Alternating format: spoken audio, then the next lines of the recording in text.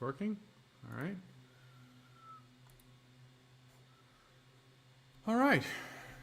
Hello, fellow Ramblers. Good evening, and welcome to another Ramblestream. This is Ramblestream number 62, even though the thumbnail on YouTube or the thumbnail for this stream said 61. I forgot to update the episode number on the thumbnail, but c'est la vie. It's number 62. Let me know. Oh, Rowan, thank you. Sound is good. Much appreciated. Regardless, it's good to see plenty of comments already coming through from some familiar names. If you are new to the Ramblestream, and there seems like every week there are some new names up here, comment. Tell us where you are. I get to talk a whole lot, and you all get to comment. And so I'm really trying to encourage as much engagement and back and forth as possible. So we have a format for that. Tell us your name or your handle. So just to explain what a handle is people like Riggedy Alps or Confed Yank or Jim 240. A good example of not a handle would be Jay Risser, because that's actually his name, and he's on. How's it going, Jay? So give us, if you're not comfortable, some people aren't comfortable with that online, which is totally fine. Just tell us your handle. Tell us where you're viewing from. Is there any echo or any weirdness to the sound?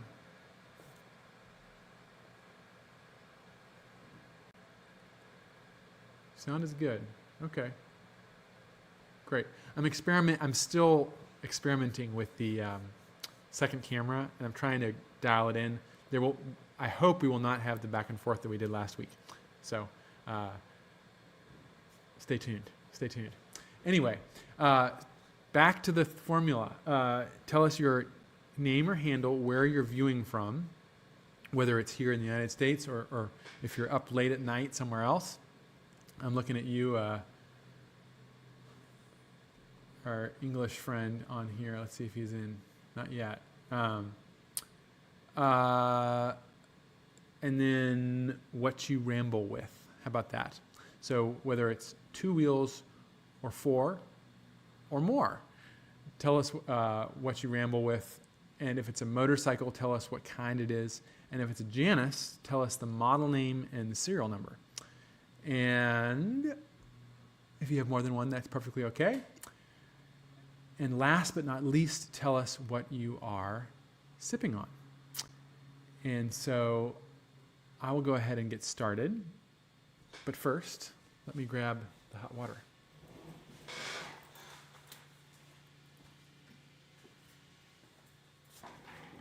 So I think I haven't perfected it yet, but we're getting better here at the somebody suggested last week, if you were not watching, I made tea on the stream, and we talked about the Chinese tea making process. This week, well, again, I haven't perfected it yet. I won't say that because technology can get the better of me. But somebody suggested that I have a tea cam, and that's what we have right here. So before I say what I'm drinking, well, I'm drinking tea, but I'm going to make some first.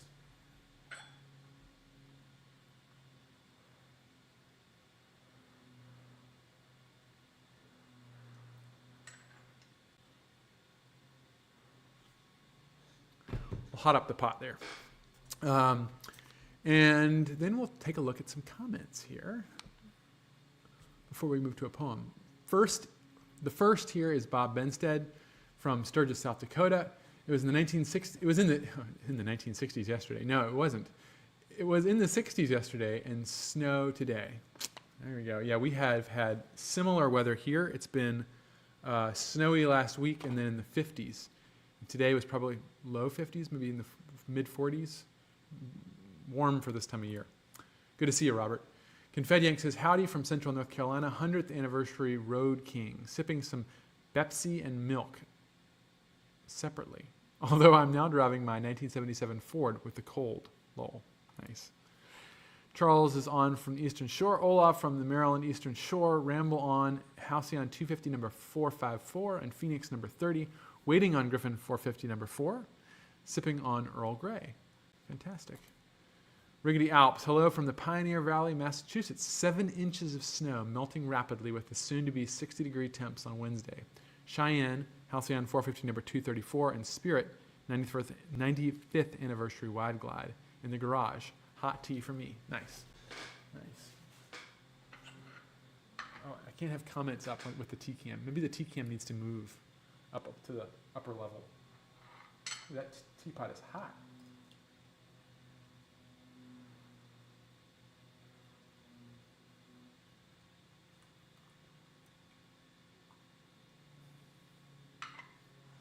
Let's see. Riggedy Alp says, looking to add another scoot to the stable, bigger than the e-bike, smaller than Cheyenne. Spark Cycleworks Brute, perhaps? Maving RM1S? Still debating and researching. Bigger than an e-bike and smaller than Cheyenne. All right. All right. I mean, it sounds to me like you need a 250.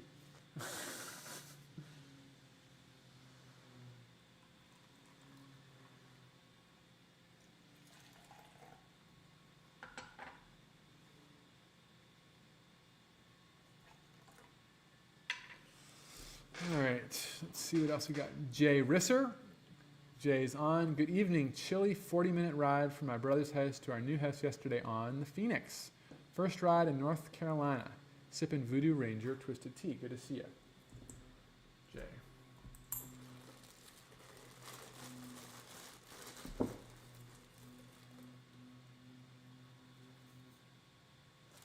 If you want to understand the full process of the Chinese tea making, watch last week's video. Maybe I'll do an update once I actually know what I'm doing. A little bit more in there. You put a lot more leaves in this little pot than you think.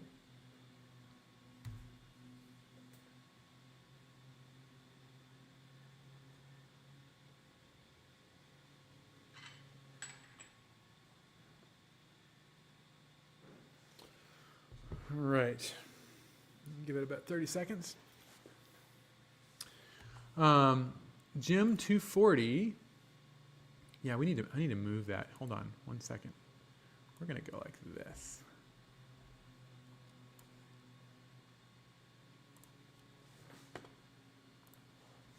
T-cam updated.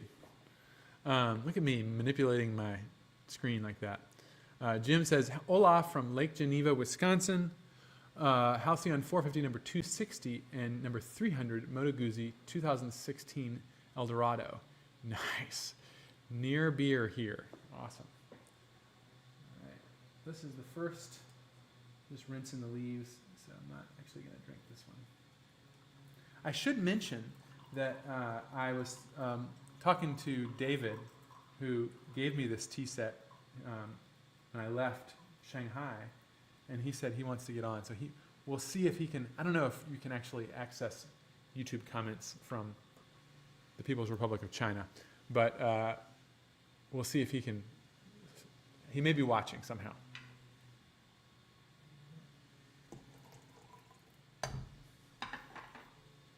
Chinese tea making is a splashy process.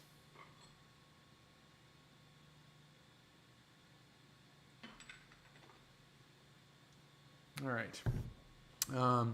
Perry Ford, hello, Richard and Team Janus. Good to see you, Perry. Dave Bowen, enjoying a sunny sunset in the Seattle sprawl with 450 number 41, 2016 BMW 9T, and a 2017 Triumph Bonneville Street Cup 900, and a dark and chewy porter. You like your dark beers, don't you, Dave? Lo-Fi by Nature's on. Howdy from Southwest Michigan. Halcyon 250 number 1131. Hot tea with homemade cheeseburger and garlic butter baked potato. Wow, nice. I haven't had my dinner yet. I'm waiting on mine. Monday nights I have a late supper. Scott Spence, Halcyon 250 number 212 and Halcyon 450 number 178 here from Elkhart. Also a 1974 Triumph Bonneville 750. Fantastic. Good to see you, Scott. Eric Green, Outlaw, Halcyon 250 in Vancouver, Washington. Cold milk. Very nice. Charles Selman, hello from San Francisco. Griffin 250, number 124, Aurelius. And Griffin 250, number 82, Dr. John. Still at work, so H2O today. Fantastic.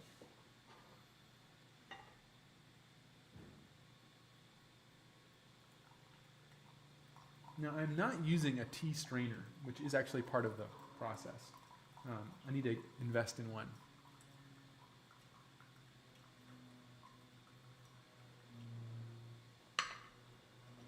I guess technically, no, I should use the fair cup because I'm making multiple cups for myself.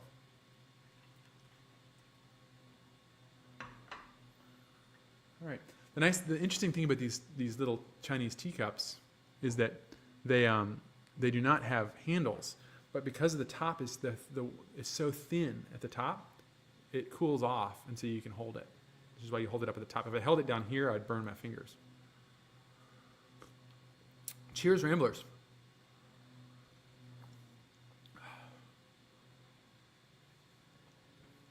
It's hot.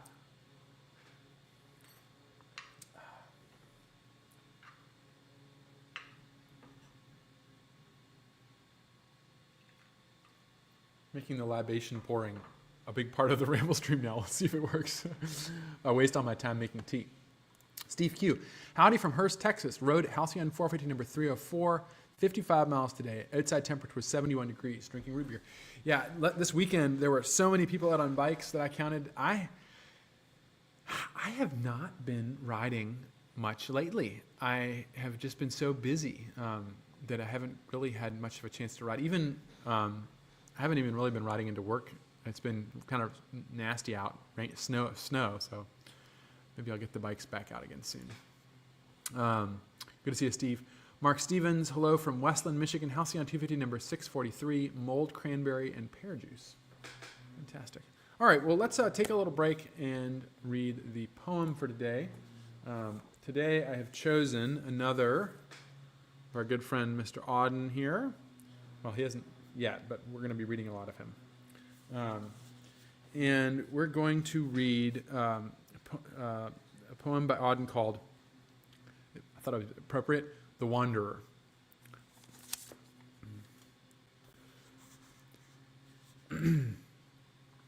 Doom is dark and deeper than any sea dingle. Upon what man it fall in spring, day wishing, flowers appearing, avalanche sliding, white snow from rock face, that he should leave his house. No cloud soft hand can hold him, restraint by woman. But ever that man goes through placekeepers, through forest trees, a stranger to strangers over undried sea, hoses for fishes, suffocating water, or lonely on fell as chat by potholed becks, a bird stone haunting, an unquiet bird. There head falls forward, fatigued at evening, and dreams of home, waving from window, spread of welcome, kissing of wife under single sheet. But waking sees bird flocks nameless to him, through doorway voices of new men making another love. Save him from hostile capture, from sudden tiger's leap at corner. Protect his anxious house where days are counted, from thunderbolt protect, from gradual ruin spreading like a stain, converting number from vague to certain. Bring joy, bring day of his returning, lucky with day approaching, with leaning dawn. There you have it. Let's see, where did we leave off? Rowan, no way, I'm first? Are you kidding me right now? No. Bob Benstay, got you. Oh, you're first on Facebook. I bet that's what it is. Easier on Facebook because not as many people watch on Facebook. He says, are you kidding? Oh, no. Rowan from NorCal, Origin 1, JM 1052. That's a Halcyon 250. Sipping on cold black coffee. How's it going? Good to see you. Multifarious, Nebraska Kingfisher, Halcyon 250. Zero Coke. Good to see you. Keith Haywood, Halcyon 706 in New York. Merlot tonight. Rain here today. Rowan says, oh yeah, thank you very much for the sound check, Rowan. Grant is on. Griffin 250, number 1. Goshen, Indiana. Hot tea. Good man. I see. There you go. Chris Smith from Cleveland. No handle. Drinking bourbon, hot toddy. So that's like tea and bourbon at the same time. I mean, best of both worlds. Neil Carlson's on. He sits right over here during the day. Goshen, he has a 78 XS 400 2011 Versus. He's the Janus Fab guy and hoping he will be a Janus owner before too long. Drinking a neon bear hug. Nice. Good to see you, Neil, again today. Travis Johnson. Nashville with Halcyon number 1190. McBride, sipping Greenfin red wine. I was like, green red wine? Rowan says, mouth and sound sync is a little off. That might be on your end because there's nothing I can do to fix that. 1109. There we go. Big difference there. Chris Smith, Janus was an item on Cleveland Moto podcast last Saturday. Halcyon number 367. And so I'll give a little plug for the Cleveland Moto podcast. You can find it, I think, just about anywhere where podcasts are found. Look them up if you want a good time. They record, I think it's a weekly podcast. It's a bunch of guys drinking, talking motorcycles, and having fun. And I think Chris has managed to kind of gather them around Janus and understand more about what we're doing, the small displacement thing. Anyway, several members of the Janus crew, including, I think, Neil, listen to the Cleveland Moto podcast. And it's a lot of fun. It's got some like current events, and it's probably much better organized than this. So if you like this, you'll like that more. Kevin Skibinski here from the west suburbs of Chicago. My handle is Skibba, my father's nickname. I bought the first Fort Goshen 450 and will continue to will customize it to my father's history and army. Sipping on nothing yet. Fantastic. Welcome to the Ramblestream, Kevin, or Skibba. Racing the Sun. Ahoy, Felix Brothers. Halcyon 450 number 120 and 121. Cheers. Good to see you guys. You were first on Facebook, Rowan.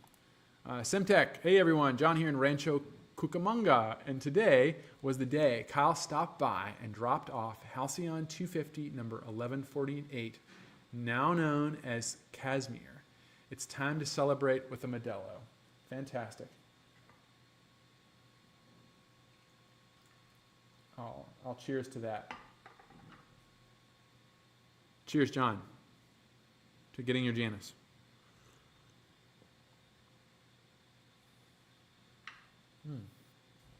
That one's a stronger brew right there. Maybe because there were some leaves in the bottom. I don't know. Dan Radimski from Leicester, North Carolina. North Carolina. Good to see you, Dan. Confed Yank says, work is giving me overtime, so I may be getting my vehicles caught up soon enough. I feel they're planning Monday being my only day off, like they want me to co-host the Ramblestream. Nice. There we go. Well, you could be a great help. Mark Gallistol. Hi, Vespa GT here again. Fantastic. Okay, let's take another break from our comments here, and we will do a little bit of a look at some events and stuff. So, news here at Janus.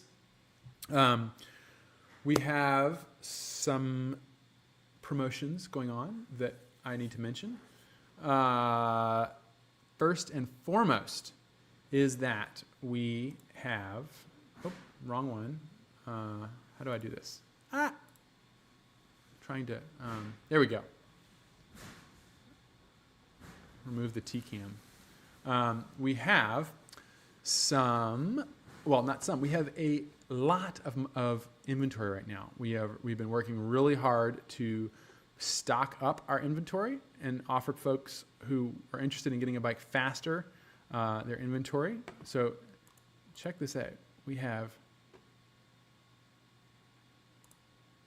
not one, but multiple pages of inventory. And so I welcome you to scroll through that.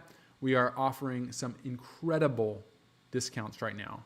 We're really trying to move a lot of this inventory before the end of the year. So first off is free shipping. Let me make sure I'm not misspeaking here, because that's a good value.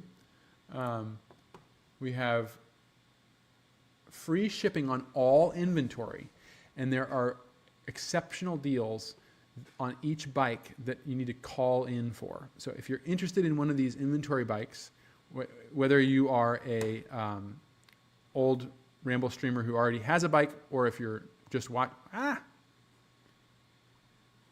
do I get rid of this? Okay, there it is. Or if you're just watching this, we have some really, really special deals. Let's take a peek at one of these bikes. Let's look at this 250. This is number 1142. This was a $9,510 bike. It's now $1,000 off. So it's $8,510. And this thing it's got some nice upgrades on it. We have a number plate, we have knobby tires, we have a wide line seat, we've got a fishtail exhaust, and our new speedometer. This is a snappy looking build in olive drab, and it looks like cream pinstripe. Yes, indeed. So a classic Janus look. And this is just one example of some gorgeous inventory bikes that we have available for purchase right now. You can see these are all complete and ready to go. We also have some 450s. Take a quick look at, here's another green one. This is Halcyon 450 number 291. And this one was, there's some really good deals on these guys. This one was $14,000, it's now $12,000. So that's a $2,000 savings. And again, give us a call, and the sales guys have some additional things they can throw in. So give us a call and we will make you a deal. This is an Origin, as you can tell. No fender pinstripe, which actually, look at that. It looks really good.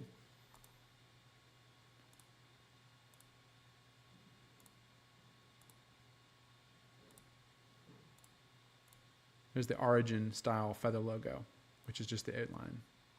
So yeah, we have some really good deals on inventory motorcycle, Janus bikes. And then we also are offering free shipping on all merchandise orders over $50. You don't have to enter a code or anything like that. It'll automatically be applied to your order. So it's getting close to Christmas time. If you have any questions on it'll come in before Christmas, give us a call. Danielle or Hannah can take care of you and answer that, and we can see if we can get you anything by Christmas, or if we can come in there with a great gift for the Feast of St. Stephen the day after, or New Year's, or just a belated Christmas present. Those are my favorite, actually, when you've opened all your presents and then you realize that you forgot one, or that your aunt forgot to send you one, and you get to open an extra one. So there's my pitch for some good Janus gear. All right, let's go back to the main screen. Got to add the T-cam back. Speaking of, actually, let's make a little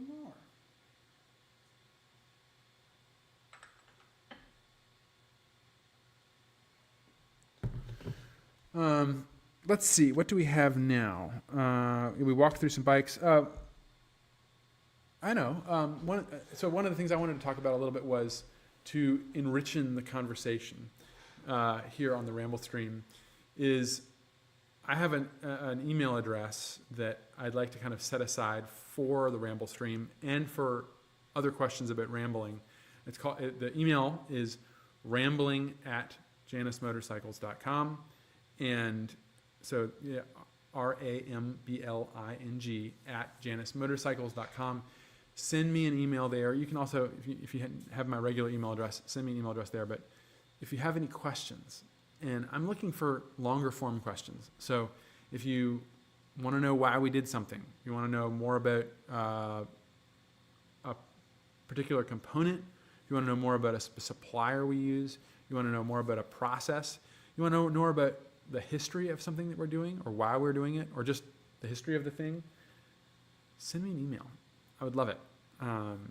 Or if you want to wax poetical, we can do that too, or philosophical, we can do that as well.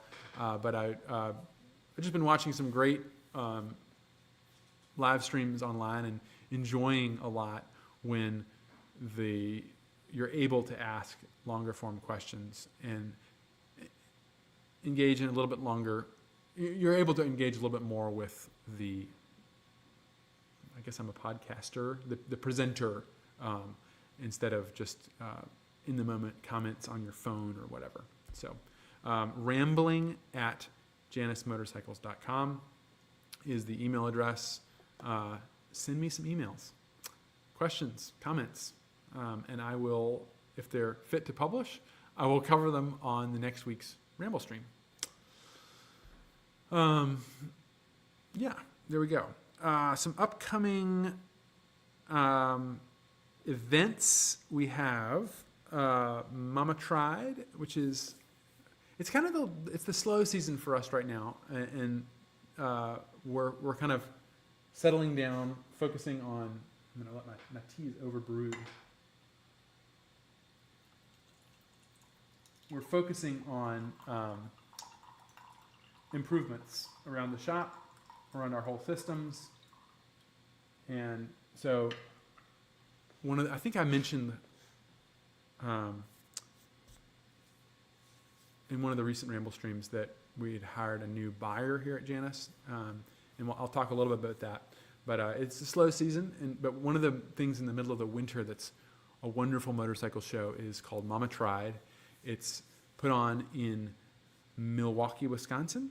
So the first time I ever visited I think it was the first, was it? One of the times that I visited the Harley-Davidson Museum was when I went to that show. It's a great excuse if you're anywhere in the Midwest. Head up to Milwaukee on February 22nd through 23rd is the Mama Tried 2025. And there's just fun things to do. You can go to the event. There's a flat track race on, I think it's Friday, Flat Out Friday, which we are hoping to be campaigning a bike in. That's the big plan. And then there's the show, which is a wonderful custom motorcycle show put on in this ballroom at the top of an incredible venue. And then there's other things to do. Milwaukee is a fantastic city. I think it's a fun city in the wintertime. Great bars, fun things to do. And of course, the Harley-Davidson Museum, you can go visit. That's a full day right there. So we hope to see you at that event, February 22nd and 23rd in Milwaukee, Wisconsin. Just look up Mama Tried 2025. But back to the winter and upgrades and stuff we're working on.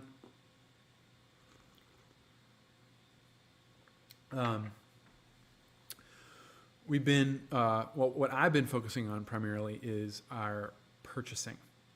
So we have been joined, it's been longer than I remember now. Scott Ferguson, who is we need to have Scott. Scott, if you're watching this, we got to get you on the Ramble stream, and we can talk motorcycles and talk a little bit about your history. Scott worked with Eric Buell, I think starting, if I'm get the dates right, 1997 through Buell's closing in 2009. He was purchasing in procurement there at Buell. Has a huge network of suppliers that he developed through that, and then went on to work in a number of Kuryakin, Milwaukee Tool, and most recently Livewire, which is Harley-Davidson's electric kind of division of Harley. It's a separate company, but it's Harley money making an electric bike. And we are extremely fortunate and proud to have him on the Janus team. So Scott has been working on new sources for components for us. We're trying to figure out how to both improve our margin and also lower the price. So we're really working hard on some of the things that are kind of growing pains for a small company like Janus Motorcycles. We have been, to be perfectly open about it, we know we are a very, very small company. Not only are we a small motorcycle manufacturer, we're just a small company. We have about 25 plus employees. We've been around for 13 years, and we're working to scale up our production. And that's a really challenging thing to do. As you know, adding another bike a week or 2 bikes a week is really difficult. It takes a great deal of resources and planning, and it also takes, you have to add people to the team. And all that, we've been trading kind of thoughts about this and quotes from industry experts about it, but it's a difficult path, and kind of the scale we are right now is one of the more challenging places to be. If you're a little bit smaller and you have a lower overhead, it can be challenging in its own way.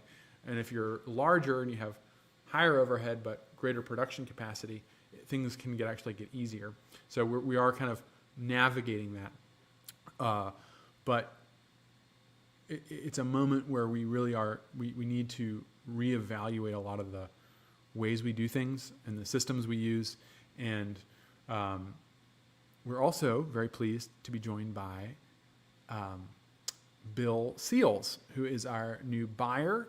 So the team is made up of Scott Ferguson and Bill Seals. Kind of, we're really focusing on our purchasing, and for the time being, myself, I am also helping with the purchasing.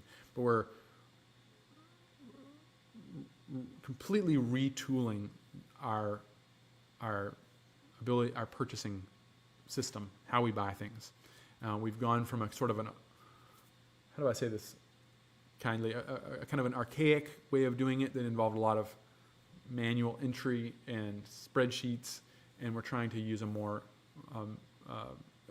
perfectly frank, a more modern, the technical term is manufacturing resource, MRP, manufacturing resource planning software, which just, there are thousands of different components that all have to come together, and they all have to come together at exactly the right time, and they have to be ordered and they all have different lead times, and they all have different prices, and those prices change. So it's quite a lot to keep in anyone's head, and we've done very well. Everyone who's been in the role of purchasing over the years has done an extraordinary job, but we're also learning that, with scale, it's also important to have more experience, and that's what both Scott and Bill bring, is decades of experience in manufacturing, which I was just saying this today, I'm really good at coming up with ideas and thinking new things, but not necessarily understanding how things are done in something like manufacturing, for example. So that's what I've been working on a lot of. We're reorganizing our MRP software, and actually thinking about potentially using a different software designs, and we're really excited about it. So wintertime is a good time to do it. Retooling, metaphorically in the sense of our purchasing, but also we're retooling in terms of our actual tooling. Jeff and Neil, who is in the stream, are working really hard right now to upgrade the tooling we use for our fabrication. So that's, in-house we make 450 chassis components, redesigning that tooling. We're just in the process right now of, Jeff has designed a rotisserie weld table. So the whole table can rotate. And so what that allows is that when you're welding, the way we do it right now, it's on a rolling table. You can only access the welds from a certain angle. And what this will allow us to do is you can weld more in the fixture, and you can access those spots more easily. And then actually all the tooling itself, we're also going to be gradually redoing. If you watch the most recent video we did on the 450 Griffin update, I talk a little bit more about tooling, and I show some examples of the tooling that we have started creating lately. Charlie, Chase have been, they've got a lot more practice with tooling, and so we're approaching this with a new level of intent for how the tooling works long term, and just overall a lot of work's been done, especially down here at the TT, reorganizing, setting up our tooling, cleaning things up. So we're laying the groundwork for a fantastic 2025. Very, very, very excited about it. I think I skipped around quite a bit there, but let's see. Let's look at the comments and see if anybody has any questions on all this stuff. Where do we leave off? Confed says, speaking of local brews, I found a local whiskey distillery. Good, great. Tell us more. James Brimage would love a 450 with a kickstart. Yeah, so I actually brought that up with our supplier, and apparently, when a bike is fuel injected, it makes it much more difficult to use a kickstart. It needs the way that the fuel injection works with a fuel pump needs to. The electric start is much more easy to use. I think it could be done, but we have not been able to find a 450 with kickstart that meets modern emission standards, that fits our bill. And yeah, I admit I would love if the 450 had kickstart. Although, to be fair, I rarely use the kickstart on my 250. Even though I'm a rambler, I rarely use it. The electric start is very convenient, and it also helps the experience. It's very easy to use. Straw Dog, been between Friday and today, I've managed 34 miles in New Hampshire chill. Wow, all right, that's not bad. I was the only biker rider out. James says, sipping Tahitian treat. Martin Drew. Well, and also, by the way, James, I don't recognize your name, but welcome to the stream. Good to see you. Martin Drew, another name that I'm not sure I recognize on the stream. How did the dirt bike do in the race, Richard? Sipping iced coffee, Honda Twin Star 200 Deluxe. The flat track bike, I'm assuming you mean, did very, very well. I think it did second. Now I'm going to forget. It placed really well, and our times were extremely competitive, even with the big V-twins. It was a short track, doing really well. We're doing a lot of stuff with the flat track build in 2025, so stay tuned for a lot more. A lot of engine work, some really neat things coming down the pipe. Martin Drew. Martin, hi. John Garntz, Arma, Kansas, late to the party, got lost in time winding electric guitar pickups. Wow, very nice. Coffee with bourbon. Good to see you. Neil says, I do listen to Cleveland Moto. Check them out. Yep, Cleveland Moto. Brian Smith, checking in from West Virginia, taking delivery of my Griffin 250 number 161 in the morning. Yeah, I just saw Chad was loading up early this morning, and he's headed your way. And he says, celebrating with some homemade cider. Well, congratulations, Brian, and I wish you many miles of enjoyment. Straw Dog says, Chris, I popped in at the podcast too. Oh, nice. Thanks for participating. Oh, he was on there. Oh, nice. Fantastic. I need to go back and listen to it. Thanks for participating on the Cleveland Moto podcast. See you next Friday. Fantastic. Confetti says, at Neil, I just saw a dealership. Are they same people? Oh, yeah. Maybe Chris, you could probably answer that. John Garnt says, have you made any progress on the floorboards and center stand for the 450? We have not made progress on the center stand. Floorboards are coming along nicely. We're going to have a lot of updates soon. One of the other things that we're doing as we retool down here, the physical, actual retooling, is we're bolstering our design team. So we're going to have a lot more people working on the design. We're going to have Neil working more on it. We're going to have Jeff working more on it. We have Chase, we have Charlie, and we have me. So this is going from basically me and Charlie last year to a much more robust team. So get ready. Get ready. We're coming out with a lot of cool stuff. Carrie, so I will have more updates on upgrades and options in the coming weeks. Not a whole lot has happened. We're pretty busy just setting the stage, but we're going to have a lot of cool stuff. Oh, Carrie says, hi all, Carrie from the Jersey Shore. Good to see you, Carrie. Halcyon 450 number 195 and 2 Halcyon 250s, 1043 and 337. Nice. Eric Buell on board? No, not Eric, but we have some ex-Buell employees. Old school, just got my reminder. Pizza night, old school here. Tell me about the new battery I hear a wind about. Oh, good question. We are working with, I was just emailing Chad, our representative from Anti-Gravity. We're not 100% willing to say that this is going to be the only option we go forward with, but anti-gravity batteries, we've been testing them, we call it beta testing them on the side. If you know Pete Marino, who has many miles on his 450, has been testing one for us for months now. And they appear to be much superior to the EarthX batteries. I'm not knocking EarthX, but we've had a lot of problems, as I'm sure you all can know if you've been on the Facebook forum or the owners group, inexplicable issues with those batteries. So we are going to be shipping bikes, at least for the time being, with anti-gravity. They are a very high quality battery. They have high cold cranking amps, and the BMS, the battery monitoring system, does not seem to trip as easily as the EarthX. So very excited about that. If you have any questions or if you have any issues and you want to explore an anti-gravity, let me know. I just placed an order for some this afternoon. Good to see you, old school. Gary says, hi from East Lansing. Late to the Ramblestream, but I made it. Good to see you. Old school. Update on floorboard for my 250.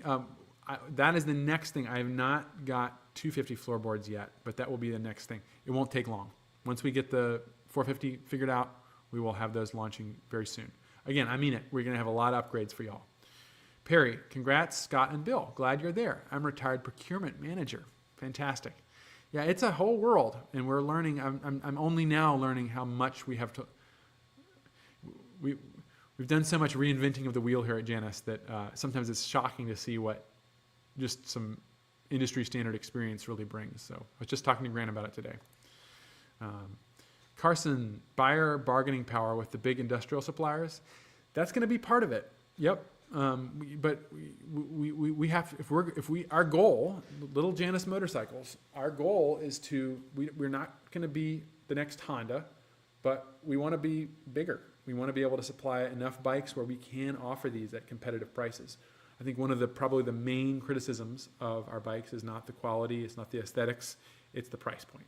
And the price point is because it costs a lot to make bikes hyper locally like we do. We're machining things 5 minutes from here. Doesn't mean we want to,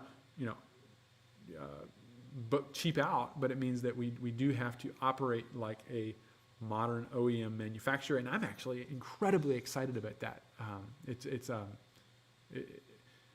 Being a real manufacturer has been something that I've dreamed about since I was a kid, really, for vehicles, and Janus is we're glued to this local manufacturing, but there's a lot of things we can do that will help us to be able to bring the cost down with some parts that we're already getting from overseas, or parts that maybe we can find a better product if we go to a different supplier in a different state or wherever. So I'm really excited about it. And I'm also excited about being able to lower the price point. We don't lie. I mean, our bikes they're not the cheapest motorcycles out there. Martin says that rotisserie jig will be handy for your shaker woven seats, Richard. Yep, yeah, that too.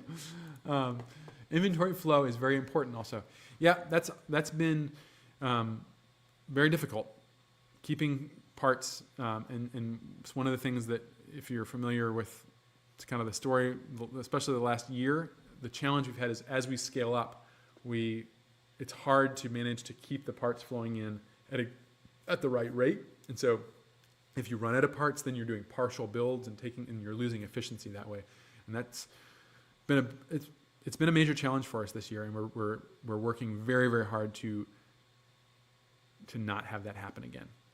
So we will start a bike when all the parts are there, and we'll build it from the beginning to the end. And you all will be happy about that because we'll shorten the lead time, and also maybe more importantly for me, the assembly team will be very happy about that because a lot of time is wasted and no one likes that.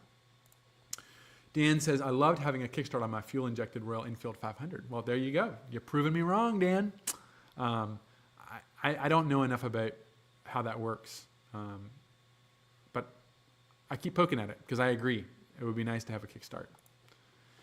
I'm sad that RE also done away with the kickstart since 650. Yeah.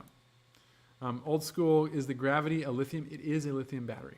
The problem with the battery size is we have such a small envelope that we can fit on the bike that it's hard to pack enough cranking amps into that size with a traditional battery. Now, all that said, I am still running my 2018 or 19 Motobat battery. It's an AGM that we used to supply. It's got 70 cranking amps, which is like a little more than half of what most of our new bikes ship with, and it's never given me any trouble. But especially with the carbureted bike, people, especially new owners, they can drain that battery really quick if they don't understand how to start a Janus. So we're really looking for a higher output battery. Tom Lathrop, greetings from Burlington, Wisconsin. Halcyon 250 number 1008, Griffin 250 number 149. Tom, one of these days, I'd love to get you on the Ramblestream, or at the very least, we should talk about your Griffin with the fancy front wheel. It's been the talk of the shop lately. Really, really cool. Very, very cool bike. Chris says, a Janus is now available for viewing and sit upon at Cleveland Moto in Cleveland. Stop by and scratch that light bike itch. He's right. He's got his bike on display at Cleveland Moto.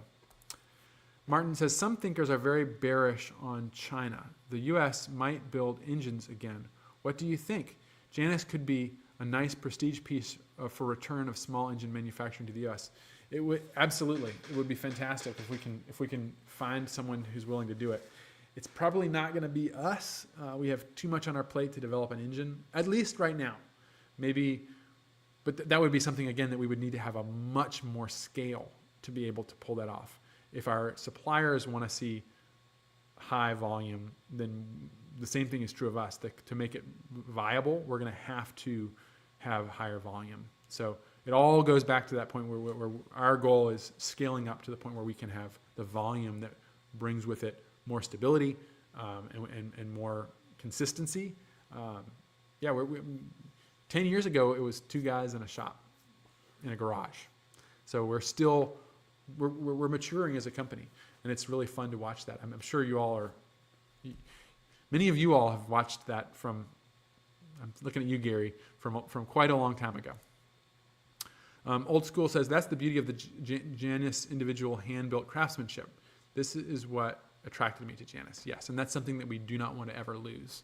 I do not think that scaling up and retaining that level of hand craftsmanship and individuality and connection with the customer is something that those two things do not need to be mutually exclusive. James says, congratulations on the growth and progress. Have admired you from the start. Cheers. Cheers.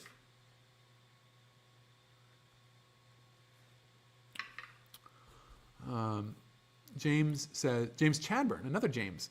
Greetings, running late tonight. Ice water and snacks somewhere north of Boston. JM 644 is, alas, bedded down for the winter. Yep, salt and ice are no fun. Carson says, I think that Janus has offered quality at an honest price point. When one realizes that custom costs more than mass production built plastic fantastic bikes, I'm excited for the improvements. Yes, indeed. Absolutely. I think most of you all well, certainly if you've bought a Janus, you understand that, but most people who understand what it takes to make something, I was just having this conversation with Jeff. If people understand what it takes to make something, they understand the price points of our bikes and the scale at which we're doing them. It's impossible to even think about. If you bring up Honda, it's like, well, come on. They're two completely different things. And you're buying two different things and you're getting two different things. And that's, some people, this is our corner, as Grant says, our corner of the playground. Thank you though, Carson. It's good to hear. It's always good to hear that. Confetti says, for fuel injected, you'll need to wait for the pump to pressurize before kicking. Yeah, but I was talking to the supplier about this, and I need to dig into it more. But regardless, they do not offer the 450 engine with a kickstart. So there you have it. I'll argue them into it. Yeah, if I can buy 1,000 at a time, then they'll probably do it. So we'll have more buying power. Old School says, every ride folks say, wow. Yep. Charles says, curious, is the SWM 450 motor being built in China or Italy? The SWM is, I think, large part of the investment is from, which one is it? Shinrei, which is one of the largest Chinese manufacturers. So the engine components, the castings are being made in China and then shipped to Italy. And I think there is some assembly in Italy, mostly in China. And that's going to be true for most of these small displacement engines are going to be made in Asia and many of them in China. That's something that we're actively looking at, options, especially given that we are going to see likely going to be seeing some tariff increases here in the near future, very near future. So we're looking at all angles, but right now the best options for these motors is in China.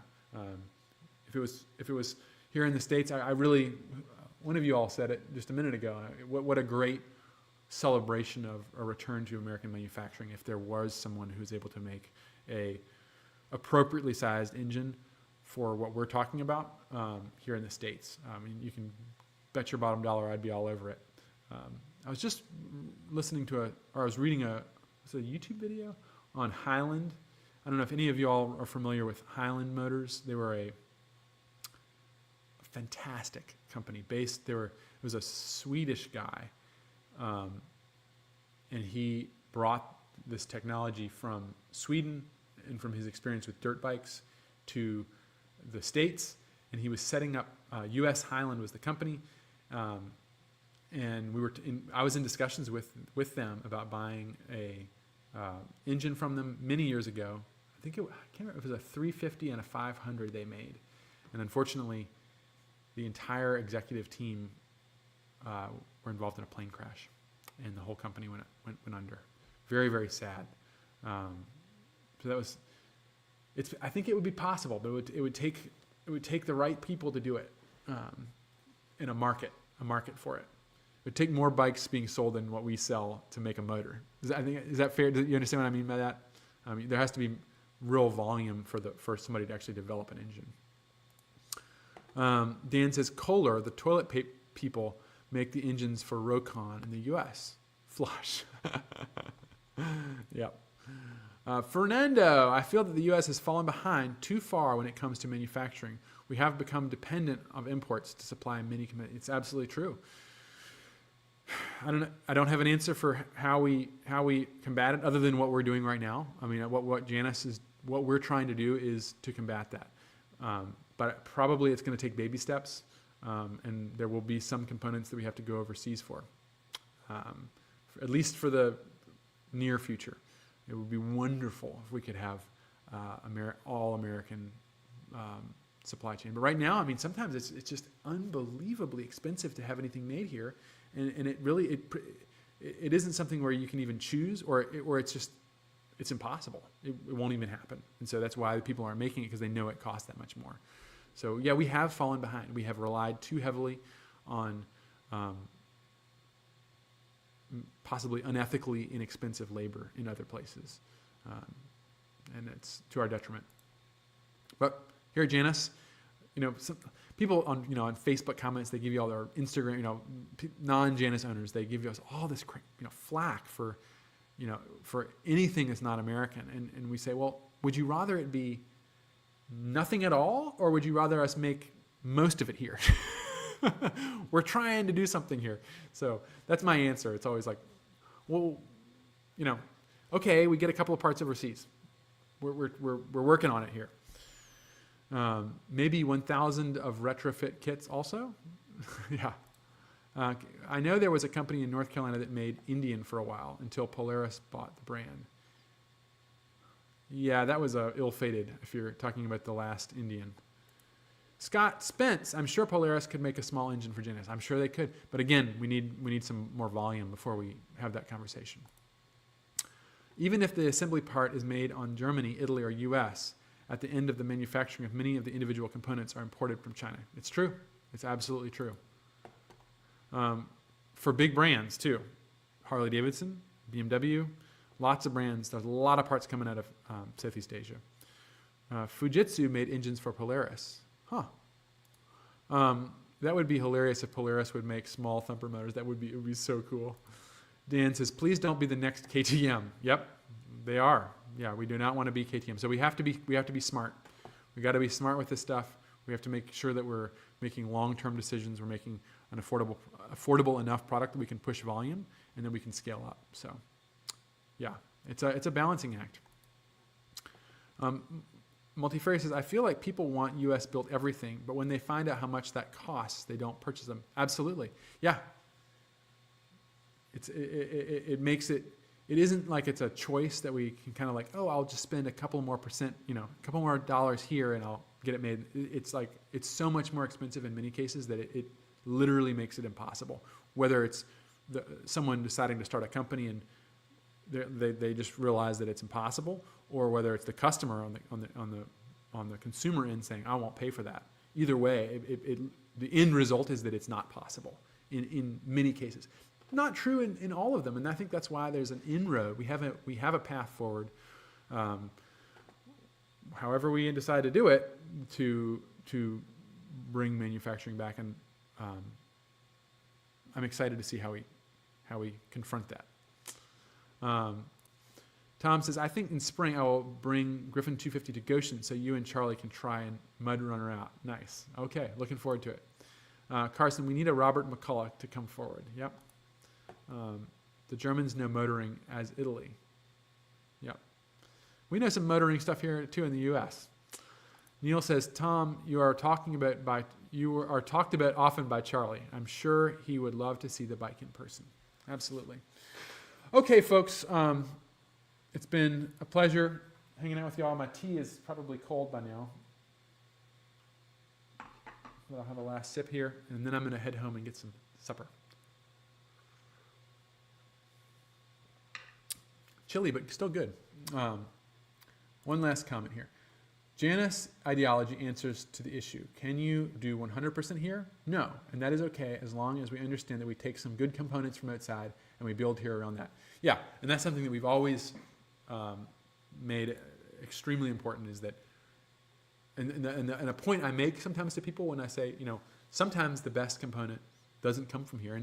And that's really the beauty of trade, is that being able to trade internationally, some people are better at certain things on a geographic level. The Italians are really good at design. It doesn't mean that us Americans aren't too, but the areas have different levels of expertise. It's a reason people like Swiss watches, for example.